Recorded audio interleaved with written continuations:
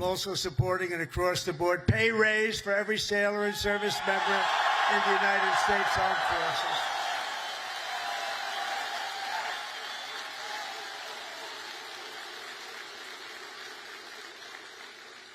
Now, if you don't want it, you want to give back to your country, just let us know. We won't give it to you. Is there anybody in that category? Huh? But now, all we really have to do is get the Democrats to approve it. But they'll come along. They always do. The president with the troops in Tokyo this morning. It is day 28 back in Washington of the government shutdown. Military pay is once again at risk. The president just told troops in Japan that he is fighting for them. Vice President J.D. Vance headed to Capitol Hill today, meeting with his former GOP Senate colleagues to increase the pressure on Democrats to make a deal and reopen government, keep federal workers paid. Several pilot unions and airline associations are calling on Congress to pass the clean continuing resolution. Transportation Secretary Sean Duffy telling me on Sunday that TSA agents and air traffic control members are calling in sick because they are working without pay. Watch. So the bottom line here is you've got fewer people working on the job. Is it even safe to fly right now, Secretary? That's job number one, Maria. And again, I need my controllers focused on the airspace, not about the finances at home. They'll tell me there is that seepage of how are they going to deal with those finances. My job is to keep the airspace safe. And so if I don't feel like I have enough controllers or enough controllers that are focused, we will slow down traffic. We will stop traffic. And that's why you see the delays in the system. Delays expected all week this week as a result. Meanwhile, SNAP benefits also set to expire on Saturday. The Department of Agriculture warning, quote, the well has run dry. More than 40 million Americans rely on those benefits. They will not be getting them next week. Joining me now is Arkansas Congressman Rick Crawford. He is the chairman of the House Intelligence Committee. Mr. Chairman, good to see you. Thank you so much for being here. Before we get to your work on the Intelligence Committee, give us your sense of this shutdown.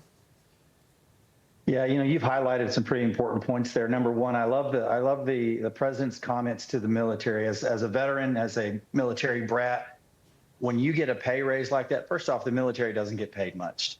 And when he announces a pay raise like that, and you can see the response of the military, they are so appreciative of that. It's such a shot in the arm for morale to receive that boost. And so, you know, he jokingly said, hey, if you don't want it, we'll give it back, you know, whatever. But you know, the truth of the matter is the military understands that, you know, the real admiration and concern that he has for our troops and what they do. And so he's got their back, and he's demonstrated that over the previous pay period. But look, we're running out of resources. This is a simple fix. All the Democrats have to do is vote for a clean CR. That's all it takes. We've done this multiple times. They've done it multiple times, but they're trying to turn the CR fight into a policy battle. And that's not what this is. The CR is not the place for policy writers. It's a place to fund the government. And the Democrats have said time after time that they are for the workforce. They have hung their hat on being the pro-work party. And yet they turned their back on the workforce, not only the federal workforce, but everybody else that's impacted by the lack of the government being open. So I'm ready for them to put their money where their mouth is and say, let's get past this little charade and fund the government, and then we can talk about some of the policy points that you want to discuss. What are your priorities in the Intelligence Committee right now? I mean, we know what's going on in the Oversight Committee with Chairman Comer investigating the auto pen and whether or not what he signed was actually legitimate, because so much of what Joe Biden did was by auto pen. We've also, of course, been watching the indictments. Jim Comey, we are wondering if there are further charges coming with regard to conspiracy. Can you tell us your priorities in the Intelligence Committee right now? Well, we're working on the Intelligence Authorization Act, which we do every year. We're working on that annual reauthorization. But a big part of that, you know, you talked about, you know, the Comey issue. Our work on the Intel Committee, as you recall, we were the ones that brought the documents forward that basically helped to exonerate President Trump as it applied to the Russia hoax. This was a work product that the HPSC Committee, the House Permanent Select Committee on Intelligence, had engaged in a year-long investigation of the 2017 intelligence community assessment that basically Trump made up all these charges against President Trump.